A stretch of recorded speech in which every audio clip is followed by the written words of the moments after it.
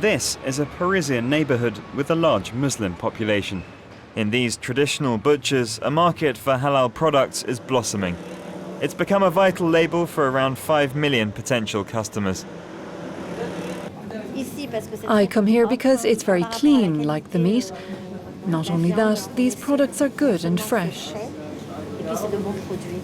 Muslim consumers are becoming increasingly demanding. There are widespread fears of fraud. It's a business.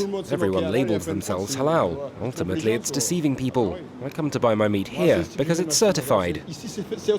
Tracing the origins of the meat is difficult, just as it is for other butchers in the Paris region. Look, that means that it's real halal. Where does this label come from? It's the suppliers who put them on. Halal, halal, halal. I received these products today. Who wrote the word halal? I can tell you that. I don't know. I wasn't there. It's a matter of trust, but trust isn't enough to reassure most Muslim consumers. That's why we're going to visit a ritual inspector in southeastern France. It's almost 2 a.m. and Mohamed is getting ready for work. But first he prays, a daily ritual he follows devotedly. I just started the day with a prayer, asking God to make my daily tasks easier. I do this every day, when I leave home and when I return.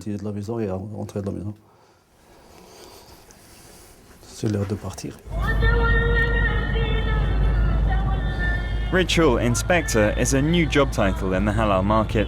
Mohamed begins his day at 3 o'clock. He's an employee of the Ritual Association of the Great Mosque at Lyon, not the slaughterhouse. Our job is to oversee. Nobody has access to the labels except us. If anyone can get the labels, it's useless to try and control it. You could stick it to anything. This label guarantees halal.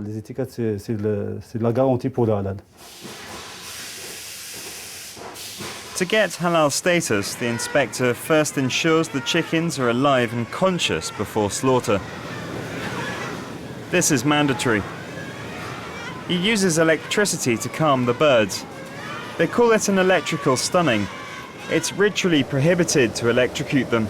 The slaughter is done manually with a knife, and the bird needs to be fully conscious. The priests are Muslims. They must be practicing Muslims, and the sacrifice of the chickens must be done in the direction of Mecca. The priest can handle around 2,000 chickens an hour. For each one, he repeats the phrase, "In the name of God, God is great." I think it has to be more than a job, otherwise it would be difficult to do. What does it mean to you? It's important because it allows Muslims to eat halal things. In addition to that, we get divine rewards. And that's important to us. To be allowed, the chicken must have its jugular veins and esophagus cleanly sliced. Otherwise, it can't be used and must be destroyed. The slightest mistake in the chain is not tolerated. The chicken's only labelled halal once this process is complete. At about 8 o'clock in the morning, it's time for the changeover. The ritual inspection is a daily and ongoing process at the plant. It produces around 30,000 chickens a day, a rate of production that's 10 times less than if it wasn't halal. But it's a long-term investment, and the target audience continues to grow. A French person consumes about 25 kilos of poultry per year. For a Muslim, it's 3 times more at 75 kilos. So when you're in a geographical area like ours, Lyon, Perpignan, Monaco, with about 3 million Muslims, it's the equivalent to 9 million French people. Obviously, if we don't take account of this community in our commercial development, for me it's a problem. It's a professional error. Companies are starting to realize the lucrative possibilities of the halal market. We contacted some agri-food groups. They didn't want to be filmed. We can't talk about that. It's an inconvenient subject for you? No, it doesn't worry us. It's just because our product isn't yet available at a national level.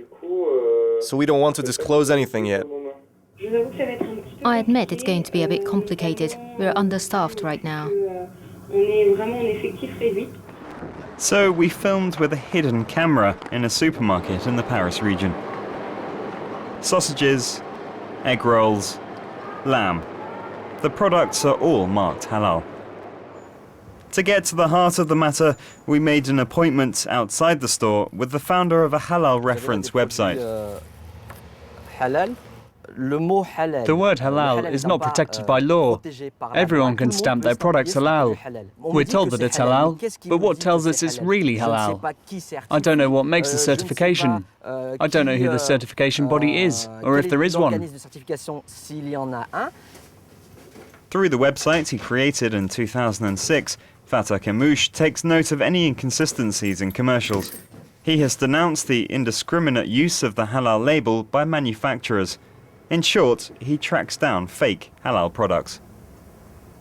Mon travail, c'est notamment un travail de décryptage. Par exemple, nous avons ici un produit. My job is to investigate.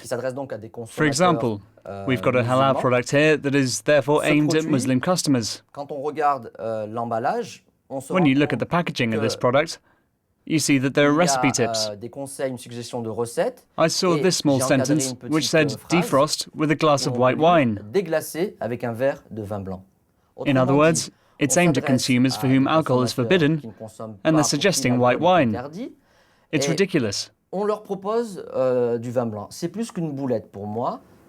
But there is much more that worries him. Are all halal products really what they say they are? Industry professionals, including in the meat sector, agree that 90% of the meat on the market called halal is not halal in the strictest sense of the term. Hence the need for certification. The Great Mosque of Evry-Courcouronnes also has its own label. It has the right to inspect the work of inspectors, but doesn't employ them directly. They're paid by the company. We reject any inspection proposed by the company. We choose our own inspectors. Who pays them? No, this issue is not the point. It's a question of morality and honesty. Therefore, there's a potential conflict of interest. Gradually, the halal certification has extended into other sectors. For example, upscale restaurants like this one in the suburbs north of Paris.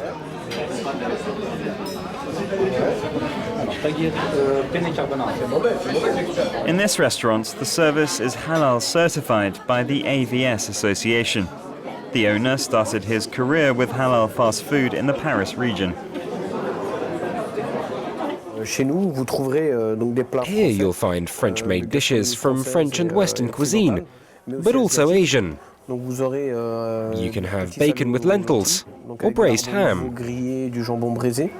How can you make bacon and ham halal? Simply by using halal veal bacon, which has been ritually slaughtered. We replace everything pork with veal or poultry. We can create these typical French dishes, which are also halal. The restaurant attracts people from all over the Paris region. People come in couples or with friends and family.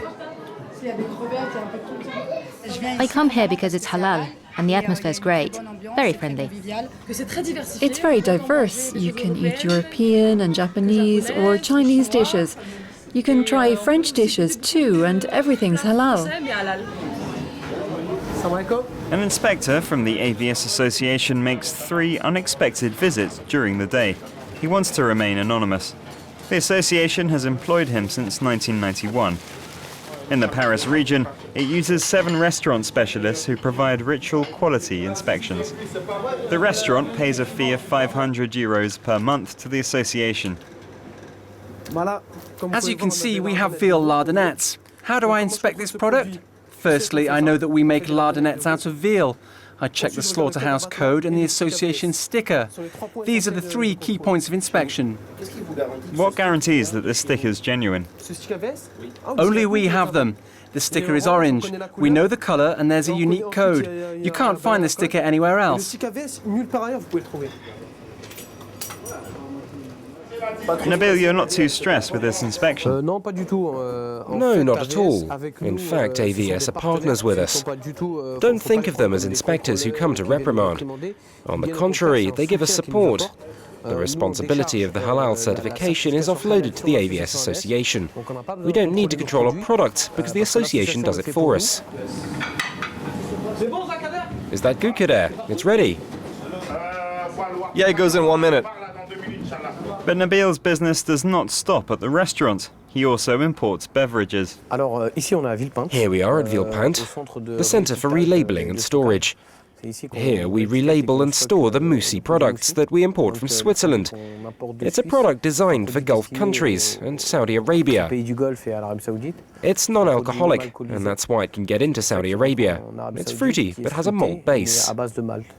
In other words, it's a non-alcoholic beer, a halal beer. It's ready to go.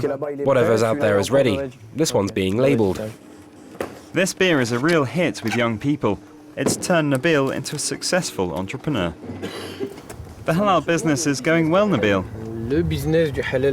Yes, it works. We started getting approached by big distributors like Casino, Metro, and all the major supermarket names. They've begun to understand that the halal market's not limited to couscous, dates, and a few soft drinks. They understand that we're seeking to put innovative products on the market. And it's a business that works very well. The halal market is seeing a real boom in France as the Muslim community there experiences an increase in spending power. Halal's not just about religion, it's about a way of living and buying.